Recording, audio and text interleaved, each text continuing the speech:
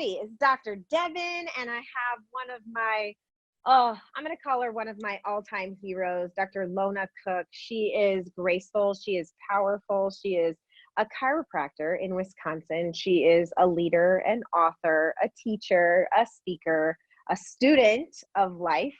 And she is about to bring another human into the world. And so we're going to pick her brain, and she's going to open her heart to us. But everybody say hi to Dr. Lona. Hi, Deb. Right back at you. Thank you. I'm rocking my U shirt. Yes. Free hugs. This one I just got yesterday. It says we are all essential. I love that. Yeah. What wild and crazy times we're in, huh? Trip 2020. Had I known what 2020 was in store, like I think everyone said that, you would have thought, oh, 2019, what a breeze. It was prepping us for 2020. So yeah. And I've had such fun this week getting to jump on with Hillary and Denisa and now you. And vision for these kinds of conversations are what we've seen in doing things like the Remembering and Equinox, when two people can share a space, really beautiful ideas and conversations come about, and that lays those breadcrumbs for other people who might be watching and listening to hear and see something from a different angle that serves them along the journey. So I appreciate this moment with you and want to kind of stair step through some of those layers of Lona. And so what is Lona the woman, right? Just you the human up there in Wisconsin. What are you doing to stay grounded and hopeful and peaceful in a time like this? What are the staples for you? Yeah, I am really grateful right now that it's not my beginning learning curve with trying to reflect internally. And I think that's one of the things that we're really seeing for people right now is that there's a lot of people who are in an accelerated learning curve. We all are, but some more than others even. And having to tune within, and that can feel really uncomfortable when you're not used to doing it. So doubling down for me has been like, okay, I know if I'm ungrounded in my own core, which feels like, you get that feeling where you're like up here instead of like, sorry, there's boats going on crazy out there. If you you're good. So like right now, growing a human, could have a baby any second here. It's been a part of my awareness of like, I have this gift right now of like, my son sleeps in until usually 7 or 8. So I still have my morning time where I usually will like move and then meditate and journal or, whatever I feel excited to do. One thing that the corona has offered me is a chance and space to write more. So I really got some of these projects in my head that I wanted to share as far as my voice, which I prefer writing usually down. And when I do these writings, I know I have something I want to give through it, but it's also like, I just need to get it out because it keeps circulating in my mind. So myself as a woman right now, and kind of looking at my evolution for the last 10 years, has just been to remember these truths that we have of like, I do believe we're all led into this point together for a reason. I believe our souls choose when they come in. I believe that they, when we were all birthed in at different points, somehow we knew we'd all be living in 2020, having this experience. And so you can look at that like the sky is falling, or you can look at it like, isn't it beautiful that we're witnessing some crumbling of structures that we thought maybe we would never see in our lifetime? And, someone said to me, like, did we think that was going to be a comfortable process? Right. Oh, no, probably not comfortable. Right. And here we are. It just feels so accelerated. So when I get up here, that's when it's like, okay, I need to disconnect from my phone for a little bit, or I need to go for a walk. I've been blessed too that I'm on the lake and my dad has land not far away. So I just have really gotten back into nature these last 3 months, like more than I ever have. And I think about this with growing a baby too. I was like, gosh, I feel a little bad when I was pregnant with Jack. I was in my car and working so many more hours than go. Mm-hmm. Yeah. Yep. And this has given me the gift to be like, I'm getting grounded with the earth almost every single day for longer than just a short period of time too. And that I'm very grateful for. It's, you know, when you said, I've definitely been in multiple conversations as well, where it's like, you know, when we call out for big change in the world, when we want really big positive things to happen, do we expect that to come easily? I think you know, around the time when this started, I bought my kids a little butterfly kit where they come as caterpillars and you feed them and then they turn into the larva and they go in their cocoon and then they come out as a butterfly. I would imagine there's some pain involved in that process, right? And so it's like holding the vision for the wings, but understanding it is a metamorphosis it's an epic transition and transformation. So I love hearing the groundedness, love, you know, hearing that tuning within and just the wisdom of that's, you know, that comes with how life has prepared you to be here in the first place. You did mention that you're about to have a child. So if you give a little shout out to the women that are pregnant, that are preparing for birth, as if birth is not enough of an gauntlet, but birth in 2020 and bringing a new life, quite frankly, into chaos, right? And so what would you say to expecting or new mothers? Yeah, I think it adds another element where we can feel fear and to not pretend like that's part of it, I think is unrealistic. There's definitely been moments in this last 9 months that I've thought like, what am I doing? But I was actually speaking to someone that I don't know very well, and he knew that I was pregnant, and he said, oh, my wife and I keep talking about how we need to have more kids than we currently have when they already have a lot of kids, because there needs to be more light in the world right now. And I thought like, that's so beautiful to like spin it that way versus like, why am I bringing a child into this? Right. And I totally agree with him. Again, I think we're at a tipping point of lots of things right now, but it's how we choose to look at it. And your analogy of the metamorphosis, I think, is also very true. Most of us, I think, that are aware of our conscious decisions, not all the time, but a lot of the time, and this internal state that is represented not only internally in our experience, but externally, it's creating our experience. Then the same is true for recognizing that, again, the soul that I'm bringing to birth that I haven't met yet, you know, they are part of this co-creation, right? And not looking at it so much like they don't know what they're getting themselves into. Yeah, perhaps they do. Perhaps they know exactly what they're walking into. And more than likely, I think that's where we both tend to think.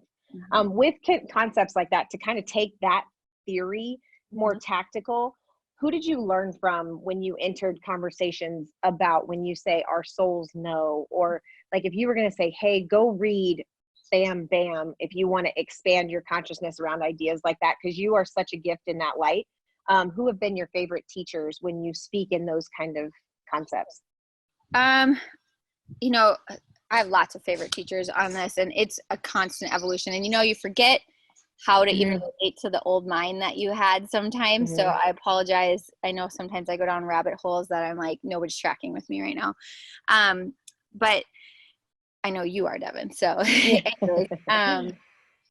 okay, Lisa Thielen is a masterful visionary in our neck of the woods, and she has taught me so much about like quantum energy and why we are so limited when we see ourselves as maybe just physical, or not recognizing these like energy connections that we have, which quantum science is showing us this at this point. So then you can go down like the Joe Dispenza, Bruce Lipton, and follow them, whether that's on social media or going to their seminars.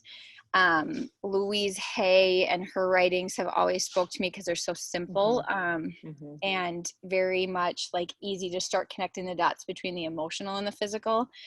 And I think part of it for me has always been, I believe ever since I was a kid, I was able to like sense BS and Mm-hmm. kind of had this like dogma like thing where it was like, I don't believe that. Like, just because you Mm-hmm. tell me that doesn't mean that that's what I think we should believe, which Mm-hmm. certainly made me a challenging child sometimes, I'm sure, for my parents. But that was true in chiropractic for me too, is like I would go to seminars and hear someone rant on the stage that was kind of more from a fear-based perspective. And sometimes I was like, no, I can't dig that. Even though I love Mm-hmm. chiropractic, like there's parts of it that I was like, we can do this out of love or we can do this out of fear. And that can Right. be boiled down to anything.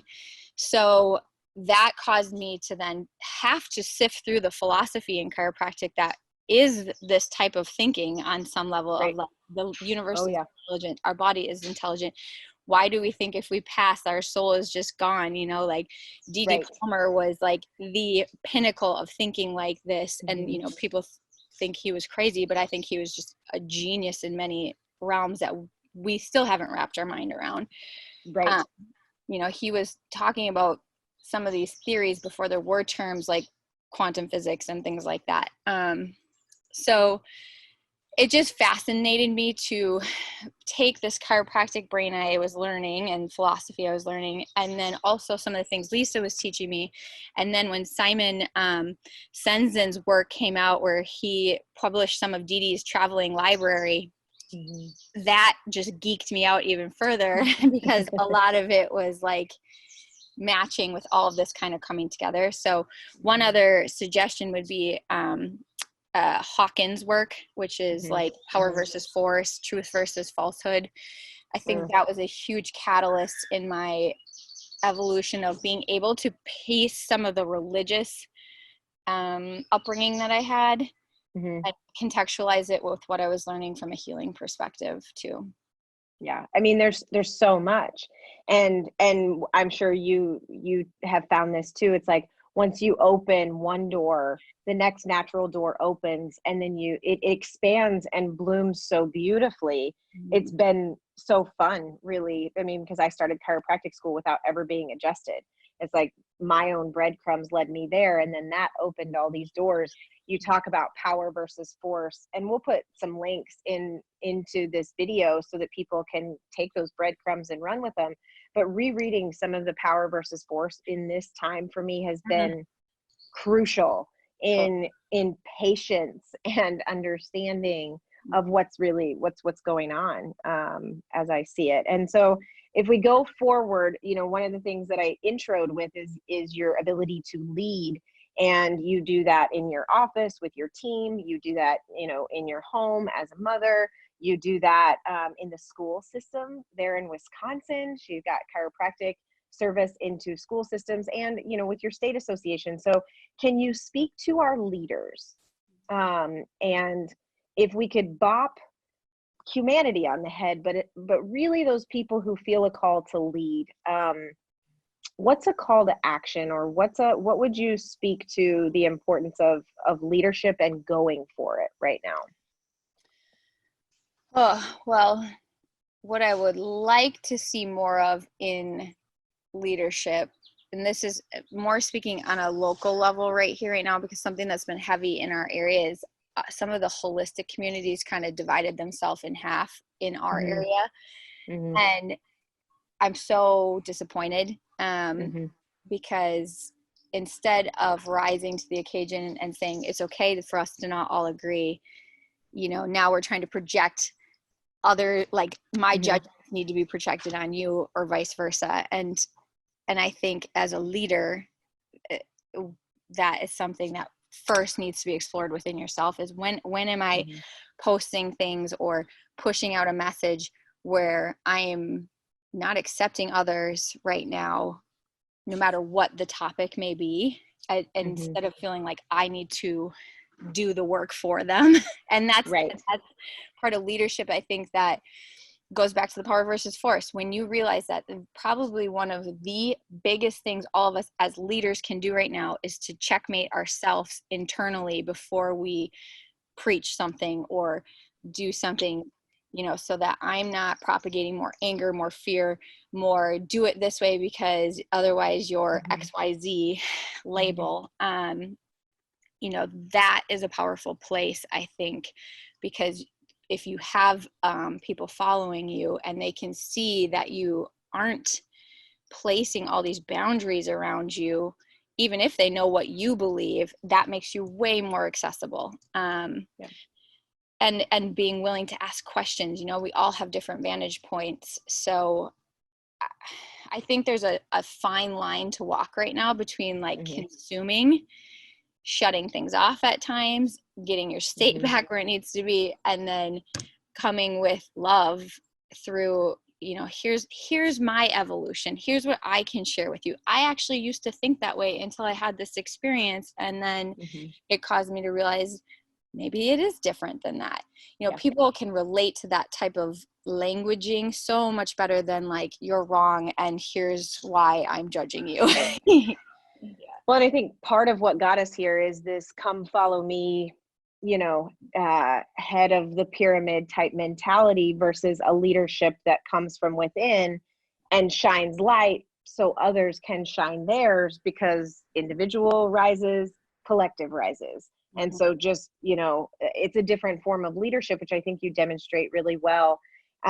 If you're playing fairy godmother, this will be my last little thing for us to play with, but if you're playing fairy godmother and you could, bop everybody, with your wand, and you would bestow a gift, and what would that one idea, concept, or tool be that would help serve them in the here and now to make, life happier and healthier and decisions more sound?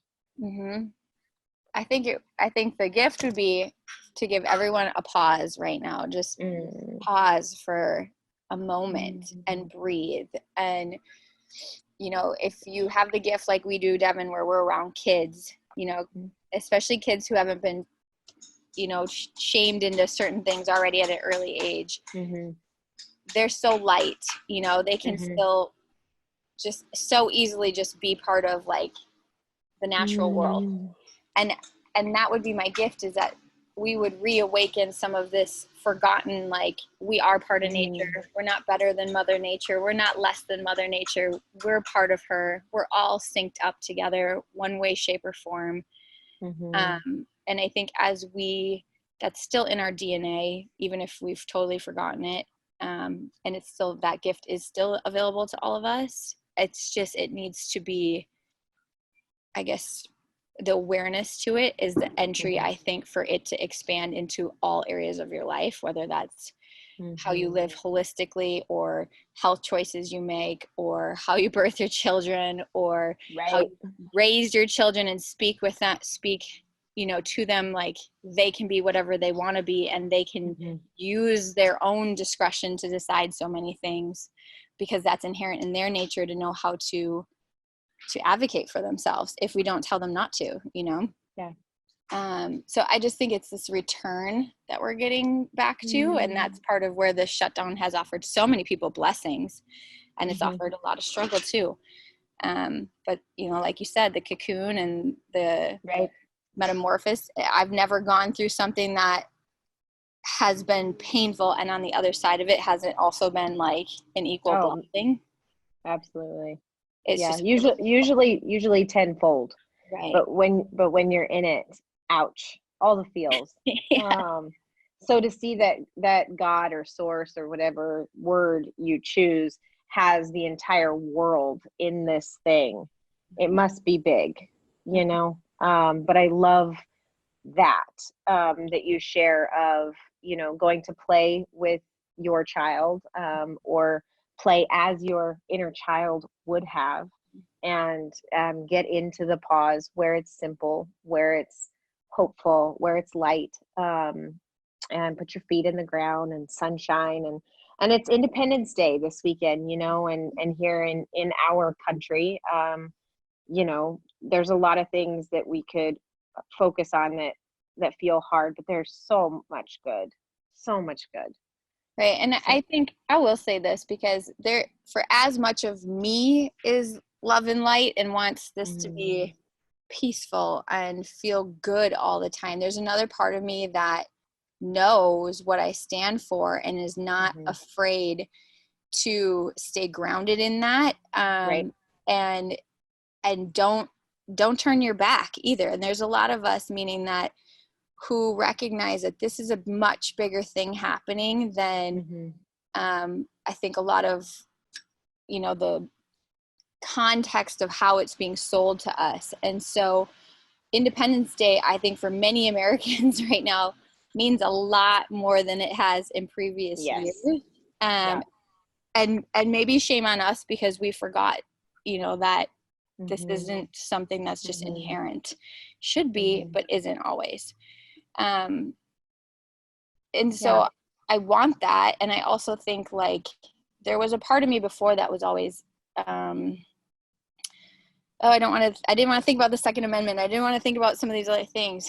And I have a new respect for the fact Yeah. that there's a reason we have some of these things in our Constitution, and that's okay. It's not good or bad necessarily. It's just, we are in a time right now where freedom and love and, not having someone tell us how to live our life might mean different things than it has in the past. And Yeah. wherever you fall on that coin is how you make your decisions moving forward too.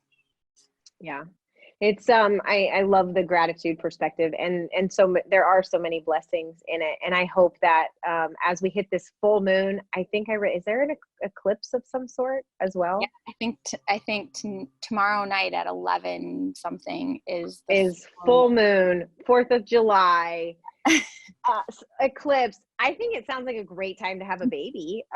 So you'll have to keep us posted if they make their special arrival.